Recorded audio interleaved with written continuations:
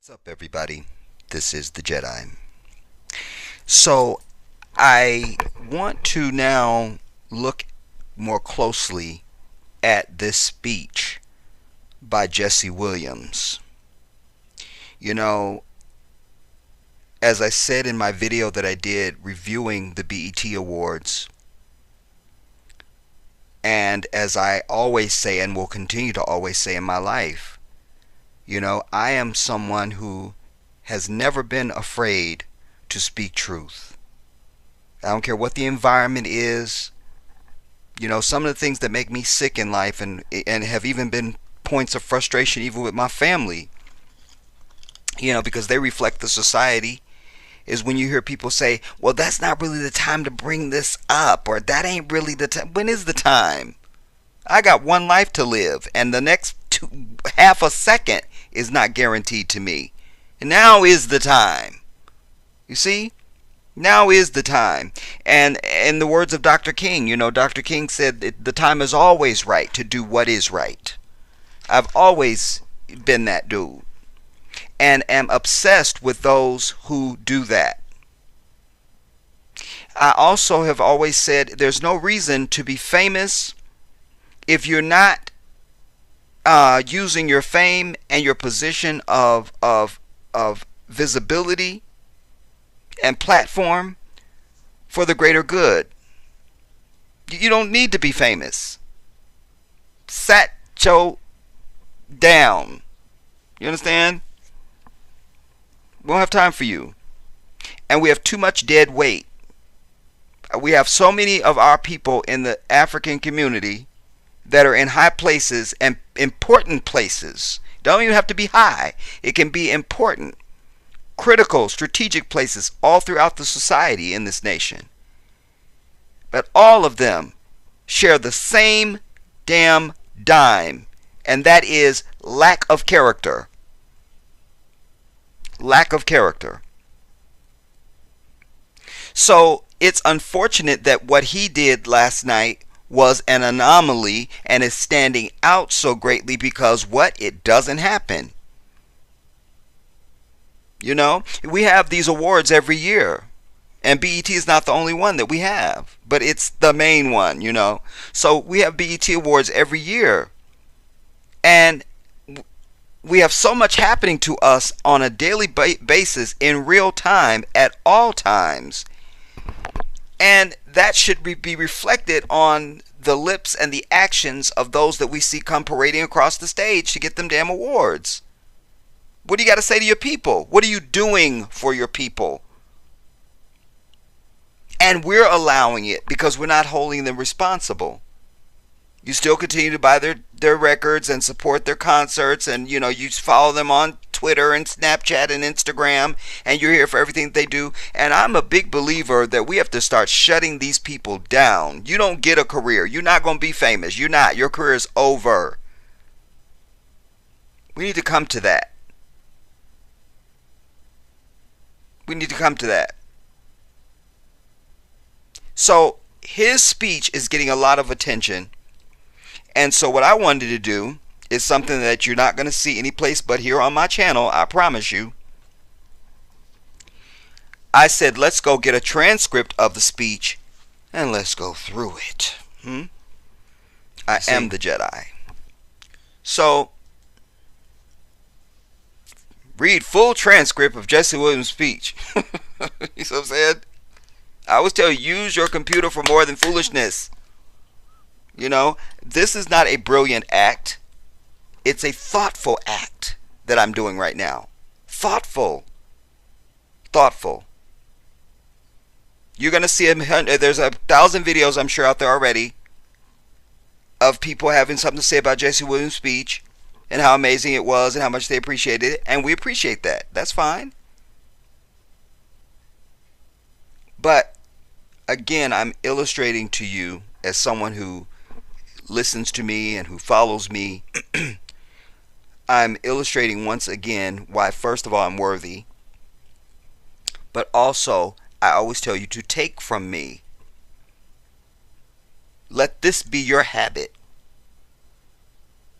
that this is what you do.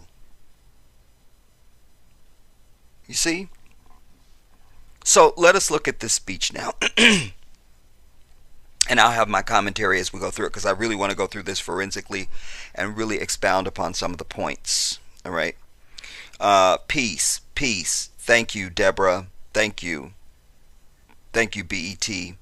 Thank you, Nate Parker, Harry, and Debbie Allen for participating in that. Okay, so he's referring to the little, the media package that they play. When somebody's going to get an award, they always have people on camera speaking about them. All right. All right. Before we get into it, I just want to say I brought my parents out tonight. I just want to thank them for being here, for teaching me to focus on comprehension over career. Wow. And that they make sure I learn what the schools were afraid to teach us. And also thank my amazing wife for changing my life. I want to deal with just that first. First of all, I want to say his parents, he's the perfect person to give this because he is biracial. His mom is white, his father's black. And but I also love that he is exactly what I tell these mixed people all the damn time. Pick one. You see? His mom is in no way offended or any way put off. Jessie Williams is a black man, period. His father is a black man. That's a black seed. That's a black baby, period. It just is. And so I appreciated that his parents were there and that they are who they are, because that even gave it even more protection, if you will, from any of these naysaying denial as white people that would want to try and throw something at him. Well, his mom is white, so there. Take that. So I love just even the atmosphere of who he is. And then I love where he says, for teaching me to focus on comprehension over career. Brilliant words, and I've heard people saying, he didn't have, he just said this right off the top of his head. He had nothing prepared. It was in the teleprompter, everybody. I believe. Because remember, this was a special award that he's getting, so it wasn't just like they're calling him up on the fly. He's getting a special award. In those cases, they always have their speech in written and or in a teleprompter. Even Michael Jackson back in forget what year it was. Remember when Janet presented him with the award at the Grammys, like it was some major award, and he was saying, "Here's another rumor I can dispel. Like me and Janet really are two different people." Anyways, you go back and watch that footage. Michael is reading from a teleprompter. It's just standard. It's standard. It's standard because you have a lot to say. You prepare a speech for stuff like that. You're getting the award. Most time you only don't prepare a speech if you don't think you're going to be winning the award. But he's there to get this. All right. I think it's important to make that distinction. So, but I want to end that by saying it doesn't matter. These were still his words. This is what he wrote and then spoke. So that's fine. No issue there. No issue. No issue. No issue. All right. And then he goes on and says, and that they make sure I learn what the schools were afraid to teach me, were afraid to teach us. That was the first defiant line in all of it. You see, I love it. I'm telling you, I am that defiant dude. It doesn't come from a malicious place. That's the beauty of telling the truth and living your life by a policy of truth. You're just gonna say it and tell it. And anybody that can't deal with that, they know to stay at least 1,000-mile radius from you because they're gonna hear and see truth from you. That's just it. Don't ever dim your light, everybody. Don't ever dim the light of truth. Don't ever. Don't ever. All right. So he goes on. He says, now, this award, this is not for me. See, humility. This is not for me.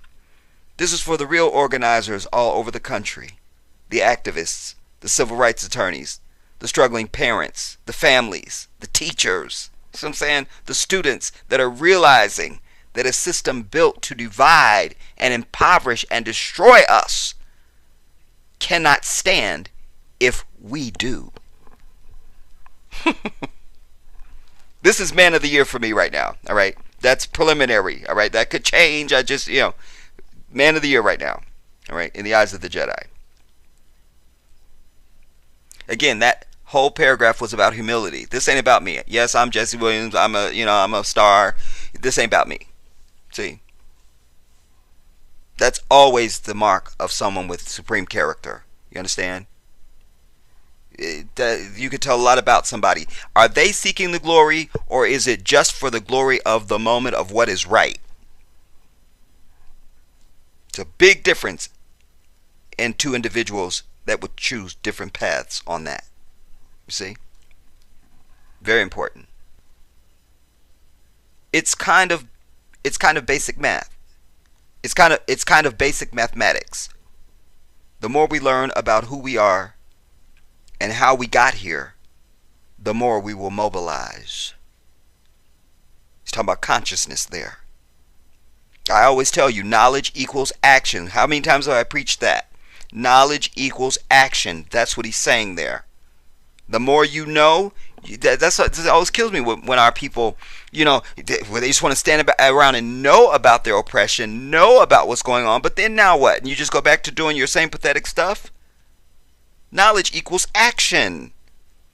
And I've always given you the analogy of the wife at home. She's dancing around in her nightie. You know what I'm saying? She's fixed a meal for her man and everything, and she's just dancing in her heels, waiting for him to come home. But then she find out he been sleeping with every heifer in the neighborhood. Gone is the nightie and the high heels and the meal. So I'm saying suddenly she got hot grease. So I'm saying hot grits and a knife. Knowledge equals action. That's what he's saying there. It's kind of basic mathematics. The more we know about about who we are and how we got here, the more we will mobilize. Now, this is also in particular for the black women. This is also in particular for the black women in particular who have spent their lifetimes dedicated to nurturing everyone before themselves. We can and will do better for you. See, there was a major nod to our black women because he's saying, let me give you a special nod. And none of us get anywhere or do anything without you, and you always nurture us before you do you. See, that's thanking our women across the diaspora. You see? And he says, we can and will do better for you. That means stop making videos talking about black women are against black men and trying to shut you down and they're evil and this and the third. Get off the internet. Get. See? Now, what we've been doing is looking at the data, and we know that police somehow manage to de-escalate, disarm, and not kill white people every day. So what's going to happen is we're going to have equal rights and justice in our own country, or we will restructure their function and ours. I love it. That was a kind way of saying, or we gonna strike. You see, either we're gonna have equal rights and justice in our own country, or we will restructure their function and ours. Now, I got more, y'all. Yesterday would have been young Tamir Rice's 14th birthday. So I don't want to hear any more about how far we've come when paid public servants can pull a drive-by on a 12-year-old playing alone in the park in broad daylight, killing him on television, and then going home to make a sandwich. What do I tell you all the time? You aren't nowhere. You've not gone anywhere. You're the same. It's the same in 2016 as it was in 1619 when the first ship landed here. You're nowhere. And I've always gone on to say anybody that thinks that is a danger to themselves and the rest of us.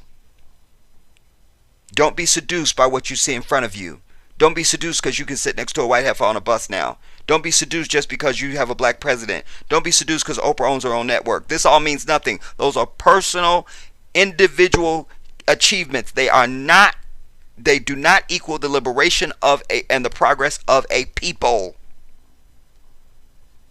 You see, you have to make that distinction. And that's what he's saying. I don't want to hear about how far we've come when paid public servants can pull a drive-by on a 12-year-old playing alone in a park in broad daylight, killing him on television and then going home to make a sandwich.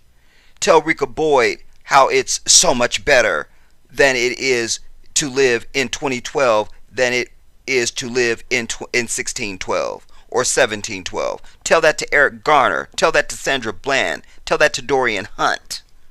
You see? Tell that to the Jedi. Now, the thing is, though all of us in here getting money, that alone isn't going to stop this. All right?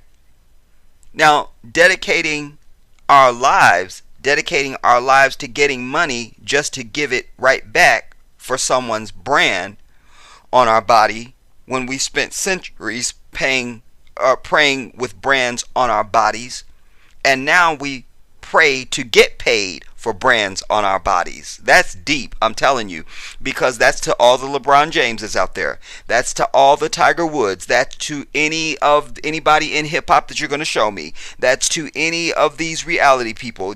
You could just endless list.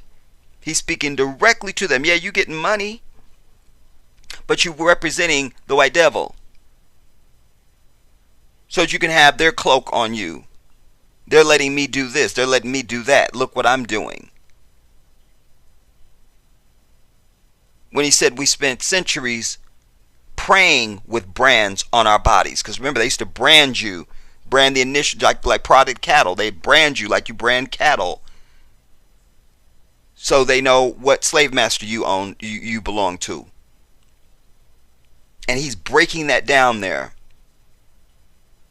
All of us up in here getting money, that alone ain't gonna change, ain't gonna stop this. All right, now dedicating our lives to getting money just to give it right back. In other words, you're not investing. You're not taking anything into the community. I've said to you, show me the strip malls, the string of strip malls that Beyonce has built across the country. Show me that. Or any of these people. I'm just using her name right now. All right. Any of these people with money. I've always told you we have everything that we need right now as a people. We're in every sector of the society. Let us work only for us. I don't want to hear about there's only so many NFL black coaches, or there's only so many NFL managers or NBA managers and stuff like that, when we're the people to play the game. It don't even exist without us. I don't want to hear it. And he's saying just to give it right back for someone's brand on our body, when we spent centuries praying with brands on our bodies, and now we pray to get paid for brands on our bodies. So you're still a slave. You can still brand me, massa, but pay me. This is what he's saying there. There has been no war that we have not fought and died on the front lines of. There has been no job we haven't done. There's no tax they haven't levied against us, and we've paid all of them. But freedom is somehow always conditional here. Oh, we can take your money. We can take all your stuff. No conditions. Oh, you want freedom? Well, we have to look at that. We don't know. We don't know. Oh, reparations? Well, we don't know how we'd pay it. We'd have to look at it. We'd have to study it. Don't think it's going to be possible.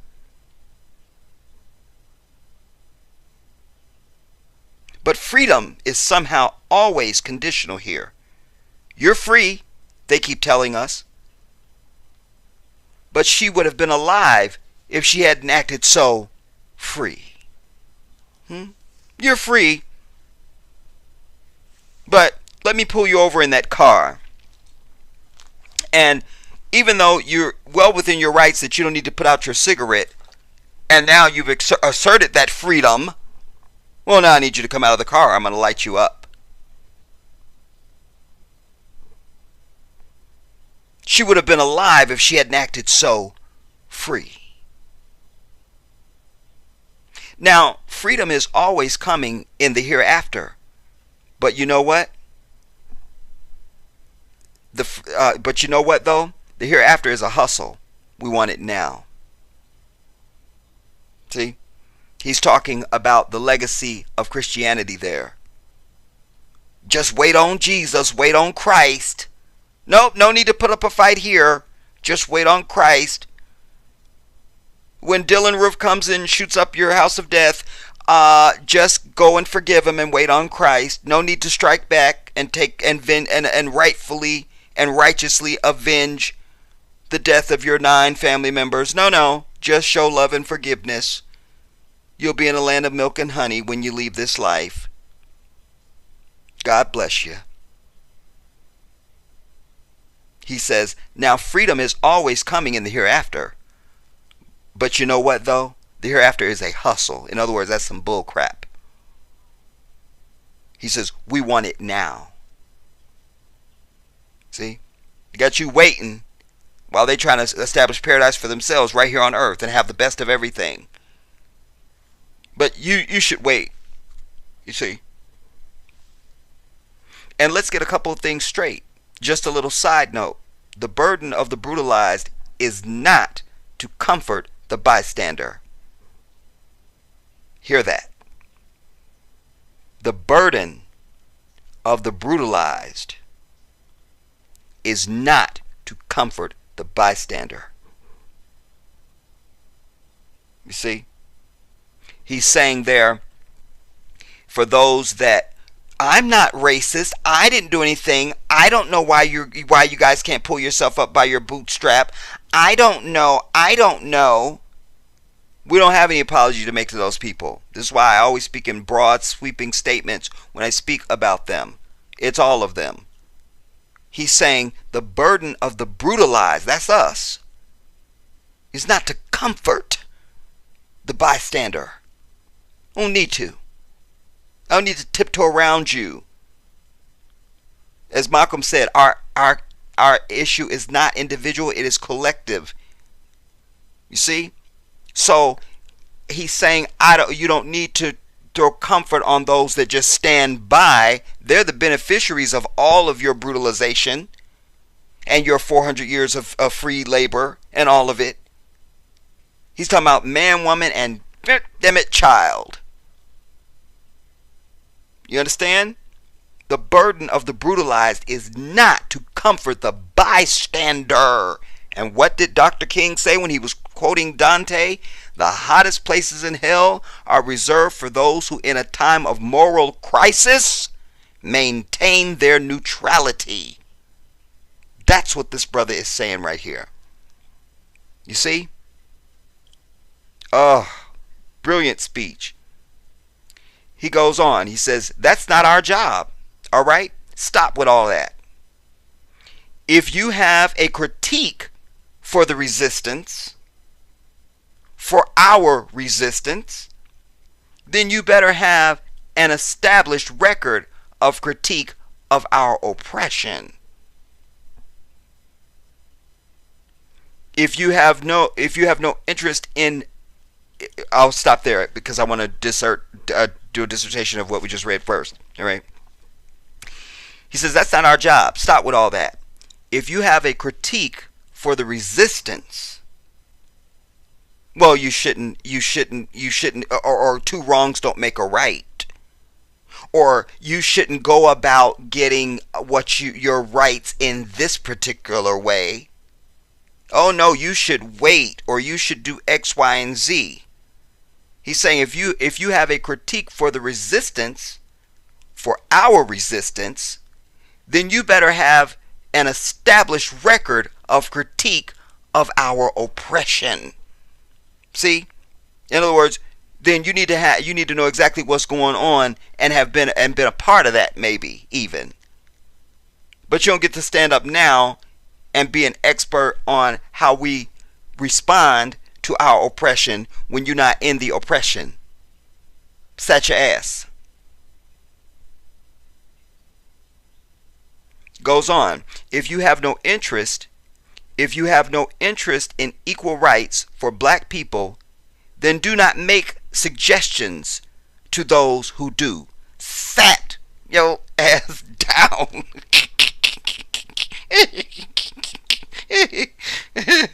You see?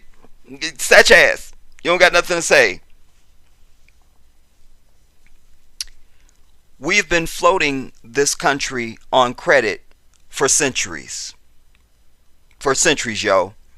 And we're done watching and waiting while this invention called whiteness uses and abuses us, buying black people out of sight and out of mind while extracting our culture, our dollars, our entertainment, like oil, black gold, ghettoizing and demanding our creations, then stealing them,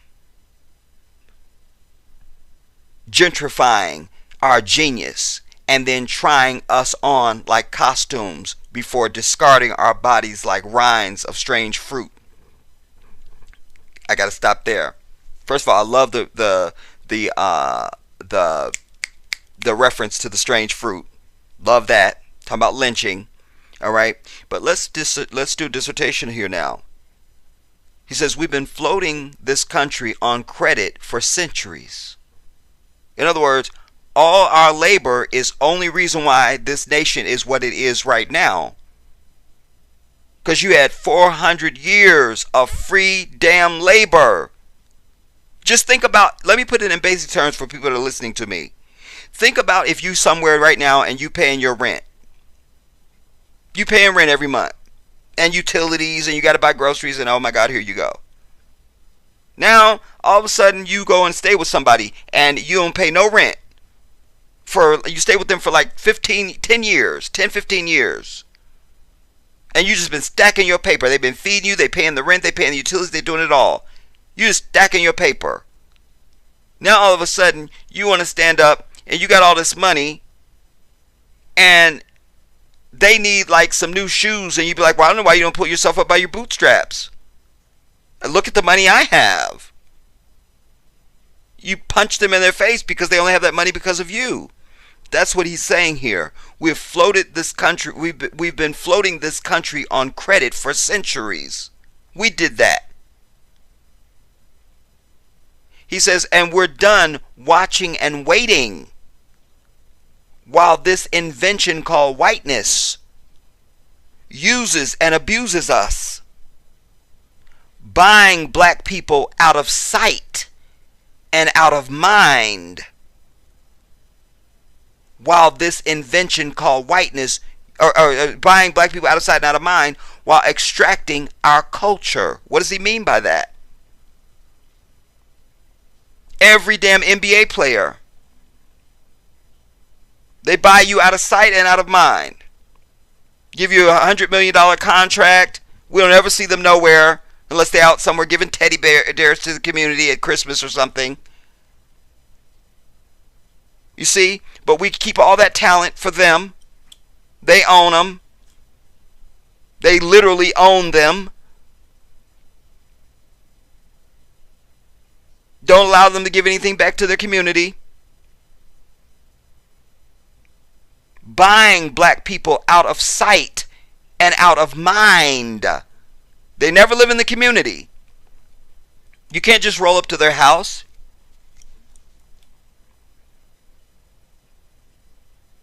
While extracting our culture. Come on, Fetty Wap, we're going to give you $100 million contract, or whoever, some fake rapper, any of these entertainment people. We're going to give you all this money. But we're going to sell now the baggy jeans. And we're going to sell the, all the stuff. Everything that you made popular, we're going to sell it. We'll market it now and sell it. We'll do that.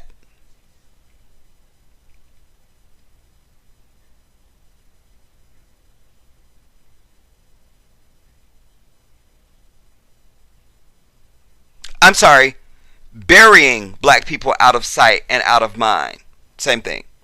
While extracting our culture. But there's another implication there. Giving you no credit for what's ours. Past, present, or future. But certainly you look in the past, all the stuff that we invented.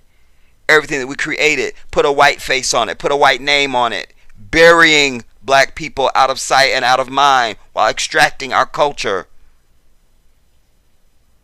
our dollars, our entertainment like oil, black gold, ghettoizing and demeaning our creations, then stealing them. You can even take that not just from our creations, but our very creation. Because, oh, why does she have such a big butt? Why does she have those big lips and that, oh my God. And then, oh my God, here they go getting the injections and the butt implants. Ghettoizing and demeaning our creations, then stealing them. Gentrifying our genius. And then trying us on like costumes before discarding our bodies like rinds of strange fruit.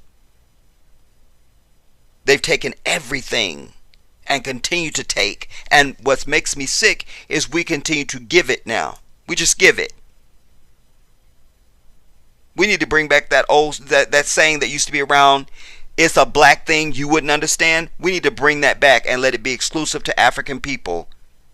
We got to start. I've said this a million times. We got to start shutting people out. You just don't. We need to have our stuff for us. Period. And I'm not even just talking about material things. I'm talking about even our language and how we just even the handshakes that we do. You don't give that to a white person. You just don't.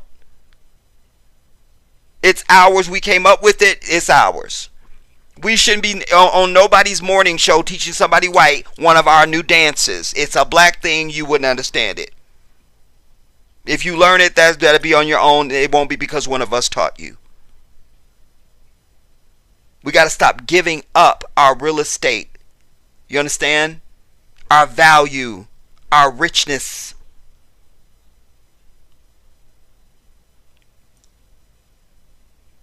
We got to stop it. The thing is, though, that just because we're magic doesn't mean we're not real. He's talking about our resilience there, because a people that have gone through and who are going through everything that we have been and are going through would not have a lesser people would not have survived. That we're able to even raise our head from our pillow in the morning and take on another day makes us seem like we're magic. And how we're taken for granted because we seem to always spring back. He's saying just because we're magic doesn't mean we're not real. This was a profound speech, everybody. And it's bittersweet in some ways, because it's sweet in the fact that of where it was delivered, when it was delivered. You know, um, it's a little bitter in the context of you doing this on the night that everybody's their whole focus is on Prince and what's the this and the third. But having said that, I don't think it was lost on that audience. I really don't. You know, and but it's also bittersweet because you don't have, as I said in my opening, this is somehow an anomaly. This is the same type of speeches that NBA players and NFL players should be making when they are at the ESPYs, and they're getting all the attention, or they're just even after a game. LeBron, how'd you feel about the game? And then he just boom break with something like this, like it ain't about the game. You see, everything that we do in this nation, we need to always be focused on blackness and the forwardness of our Africanness and the betterment of our people at all times. That has to be your constant thing, like every day. You're not missing any meals. You're eating every day. You see, so this should be like that. You wouldn't miss no meal. You shouldn't be missing anything that forwards us as a people. That should be part of what you do and what your character is and how you operate. It should be a part of you. It should be in your routine.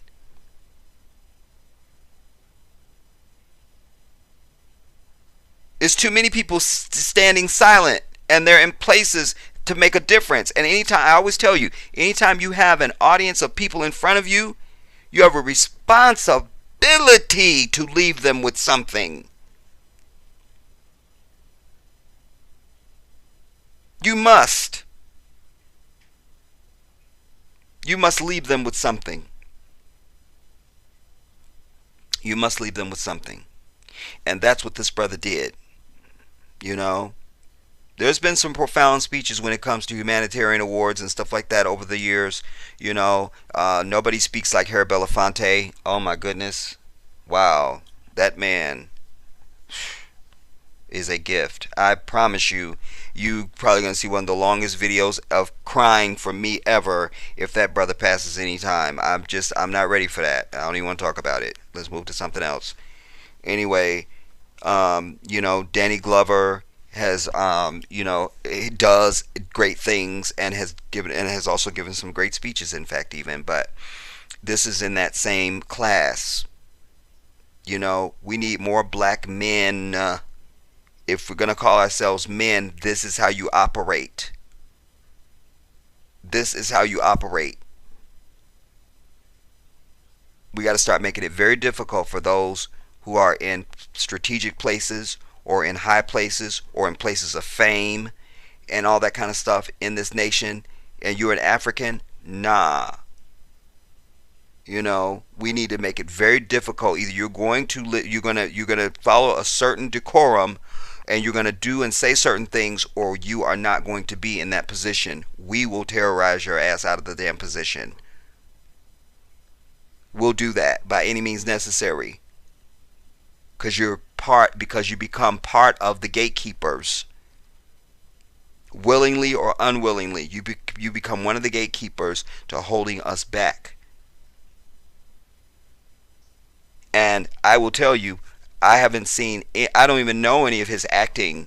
I know that he's on television just because they always say that when they speak about him. I've only known him because of his activism. I think I became aware of him probably in 2008 or something like that. He was probably like on something talking or something. He was just like a strong voice, So I wasn't really surprised so much by his speech when I saw him, and what the award was about. Because I really only know him as an activist. I don't know what his acting ability is or anything like that. I don't know him in that way. That's not why I know him. I only know him as an activist. And I love that. He showed why you are famous. This is the only reason to be famous. It's the only reason. It's the only reason. to be out there busting your butt. That's first. And then secondly, then they're going to give you an award for busting your butt for doing what you should be doing. This is exactly the type of stuff you be saying when you get up to accept your award. Because this shows you why he's been busting his butt. You know? Somebody that's not busting their butt doesn't get up and give a speech like this. It just doesn't happen. It just doesn't. Doesn't happen. So, again, my hat is off to Jessie Williams. I pray that he will now take this momentum now, because this will be a boost of momentum for him, you know, as far as his visibility as an activist. And you know, couple that with his fame and all of that. And by the way, he's not a bad looking guy too. That matters, and it helps at least, you know, because people will be drawn to him. You know, if just, you know, that might be enough just to draw people to him. You know, you need everything. You know, when you think about revolution and liberation, everybody, you need every tool in the drawer. You just do. That's with anything. You bring me a new artist. Let's say I'm a record executive. I've said this when you guys have heard me talk about American Idol even. You know, when people are dismayed that so-and-so didn't win and they wasn't through the next round and they was amazing and this, that, and the third. I always watch shows like that from the standpoint of I'm sitting in my executive chair in my 55th floor office and I'm a huge record executive.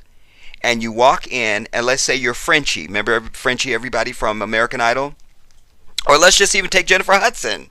Well, she ain't really a good example because Jennifer did look good, you know. So let's just take Frenchie. She's an amazing singer, but I can't market her. I can't market her. And if I do, it's to a very small demographic. I need to be able to sell posters of her. You see? I need her to be a leading story in a bathing suit or something on, like, you know, TMZ or Entertainment Tonight. You know, I need little girls emulating her and wanting to dress like her and be her. These all play into my revenue. So I'm only looking, I hear she sounds great, but I'm also looking at the business package. Can I sell her? How much money? What is her total worth to me? What's her total worth? So in the case of Liberation Revolution, let's say, you know, I'm leading something and I've got, you know, sisters that are in my organization and I need something strategic done. I need a building or something. I need somebody to donate a building for a fundraiser or something I'm going to hold or something like this. I'm just painting a hypothetical for you. So I'm sending that sister that looks like something out of the magazine if I've got one in my stable, because that will help to disarm that one that she's going to meet with. You know, she's going to smell amazing and all that. That helps. You got to use every tool in the drawer, and you should adopt that for your personal life. Use everything about you when it comes to achieving the things that you're trying to achieve in this society. Use every single piece of you. And to my women, I'm not saying you got to take off your clothes. Don't do that. That's antithetical. You understand what I'm saying? I'm saying use everything about you. Use your intellect. Use your personality. Use your humor. Use whatever you got. You see? Use that. Use all of you. Take all of you to anything you're trying to achieve and attain. If you're just going to the bank to get a loan, take all of you into that damn bank. All of you. All of you. And then just start pulling stuff out your damn bag. You see? So, outstanding speech again from Jessie. Jessie. And whoa, what's the time on this? Have I talked that long? I did. I did? Oh my goodness. Whatever. Anyway. Excellent speech from Jessie. There needs to be more of them. Hopefully he has inspired a new generation also of young people who have attributions of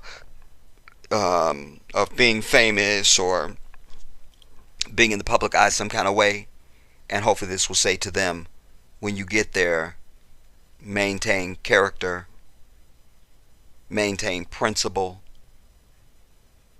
and maintain defiance, fearlessness, and determination, and that you can still shine, and you can still be the lead story, even over Prince, after a night that celebrated his life. I will leave it there. This is the Jedi.